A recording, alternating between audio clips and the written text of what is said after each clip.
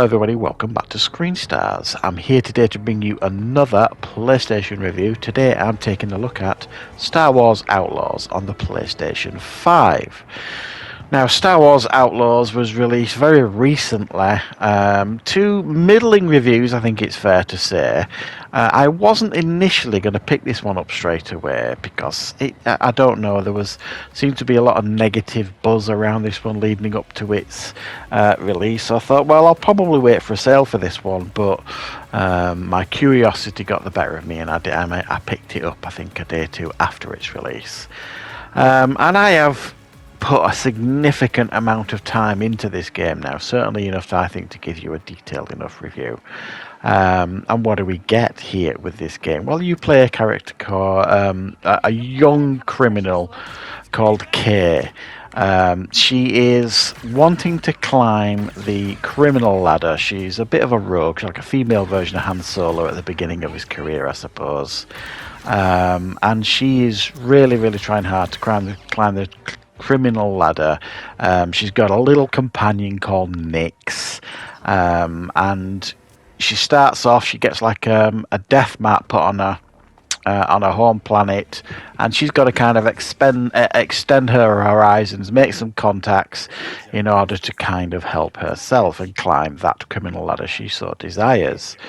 So she has to do jobs for a number of criminal syndicates like the Crimson Dawn, the Hutts, the Pikes, and there is another one as well that you will get to later in the game.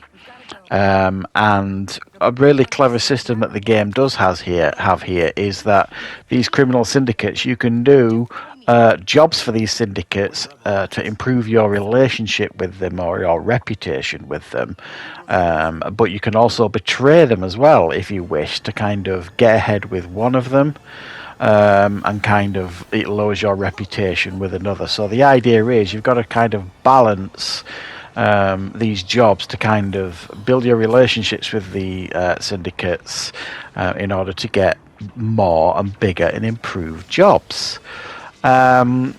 So it's quite a nice system that it works really well in the game, actually. It unlocks lots of different jobs on the different planets, and you can kind of, betray the ones that you want to betray, and it's a nice system. I think it works really quite well. Other things that you can do here in regards to getting jobs, I mean, the story essentially is what I've said about Kay. She's got to climb the criminal ladder and essentially gets to the point in the game where you've got to recruit companions in order to pull off like this huge heist later in the game. So the story kind of develops where you've got to go to different planets, and there's a number of different planets that you can fly to and explore to kind of pick up these companions to pull off this huge heist near the end of the game. So that's the structure of the game, really. It's described as like the first open world Star Wars game, which some people are kind of debating, but I know where they're going with this. The planets that you land on, the majority of them are nicely sized for you to kind of explore. You've got this cool speeder that you can upgrade, that you can kind of traverse around these planets. I think they look generally really quite beautiful, and I think for the most part I think the graphics here are really fantastic. Really look their part. There's a couple of bits and pieces here and there that a lot of people will be pointing out to everybody else, in regards to where it doesn't look fantastic, but for the most part I think it looks really good, this game. There is opportunities as well when you're kind of wandering around the world or wandering around markets or different places. You can kind of eavesdrop on conversations to get new jobs as well. You can pick up data pads, and if you kind of read them, it'll kind of give you a job as well. Or even look on the map, it'll tell you if there's an opportunity nearby, if there's somebody you can talk to as well to get another job, or even just walking past someone will kind of call you over and talk to you about a job, sort of thing. So there's loads of different ways. It's not a typical Ubisoft open world. A lot of people are getting quite tired of the Ubisoft open worlds, the way that they are created for basically to hold your hand through the whole process.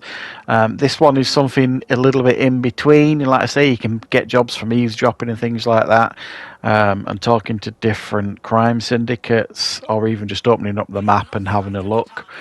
But also, as you're traversing the map, you'll see like these little question marks coming up further down, so you can go and explore, find out what it is. And the game does actually reward exploration, which, it's not typical Ubisoft fare, that, you know what I mean? It's basically they'll litter the map, Ubisoft generally, with all these places to go to and see, and there's very few surprises. And this actually does have a few surprises, so I think that's pretty good. It's not a traditional RPG in the sense of you don't level up like other RPGs. What you kind of get here is they're experts out in different planets, and you've got to kind of seek them out. And these experts will kind of teach you something that will improve your stats or give you a new move, stealth move, or something like that. Or there'll be some experts that will improve your speeder or improve your spaceship, the Trailblazer. So it's quite a clever way of leveling up this game. It doesn't level up in the traditional way, which I think works really, really well. You have to seek out these experts and you do little jobs for them. Most of the jobs that you're doing here is stealing this and stealing that. I've kind of watched some reviews where people have criticised that. But at the end of the day, you're trying to be a criminal. Much of what you're going to be doing as a criminal is stealing, trying to get ahead and build your relationships with different crime syndicates. You're not going to be delivering flowers or cooking meals and things like that in a game like this. You are a rogue, you are a thief, you're going to be stealing, and you need to get used to that when you're playing a game like this. You can also change your outfits here. You get different materials so that you can create new outfits, that kind of stuff, to make your character look how you want them to look. And not all of them, but quite a few of the outfits will kind of give you little boosts, like you might be able to carry a different, more grenades or more health vials, that sort of thing. You've got like a slicing mini game for kind of breaking into computers. It's like putting symbols in the right order. It's pretty easy. There is like a rhythm game for unlocking doors that I found mostly quite frustrating, but it's fine, it's fair enough, and you can change all that in the settings as well. And it's worth saying that the settings here are vast. You can kind of mold this game to however you want it to be, in regards to all the settings that are available to you. And I'm not going to go through them here, but needless to say, there are a lot of settings. You can actually get lost in the settings. There's that many of them. Now, what's the combat like then, I suppose? Now, it's got a lot of criticism, the combat here, and I would describe the combat as basic but functional. I would describe most of the things in this game as basic and functional, and what I mean by that is the combat does the job, but it isn't anything special. It's like a cover-based shooter, but the covering side of it isn't very good. But it's not bad either at the same time. There are a lot of stealth sections in this game. Now, me personally, I'm not a fan of stealth in games. I don't like stealth for the most part. So if I could blast my way in and out of places, I generally did it. But when you don't have a choice, the stealth mechanics are decent enough. You've got nicks that you can use to distract people, turn off alarms while you sneak up behind them and give them a good old smack across the head. Again, it's pretty basic, but it does the job, the combat side of things. And then we get to, obviously, there's the space combat, or you do have a spaceship called the Trailblazer here in this game. It's a pretty cool ship, and there are sections where you will leave planets, go into space, and there will be parts where you've got to do combat. The combat is fine, it's a bit clunky. You've got like lasers, missiles, that sort of thing.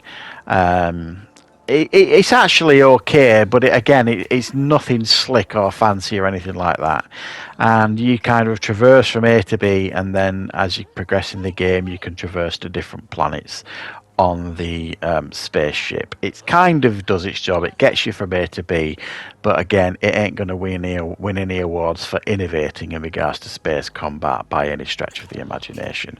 And that's probably, the biggest criticism I can give this game is it doesn't do anything best in class. The combat isn't best in class, the stealth isn't best in class, the space stuff isn't best in class, and those are like the real crux of games like this. There are some things it does very well. I think the open world and the exploration is done well. I like the syndicate mechanic of the games. Of the game. I like the way you kind of level up by finding experts, that kind of stuff. I think the voice acting is strong. I actually quite enjoyed the character of Kay. I liked, the interactions that she had with a lot of people. I thought there were a lot of parts of this game that were strong, but a lot of parts of this game were also a little bit, you kind of shrug your shoulders and say, well, it does its job, but do we really want a Star Wars game to kind of just do its job?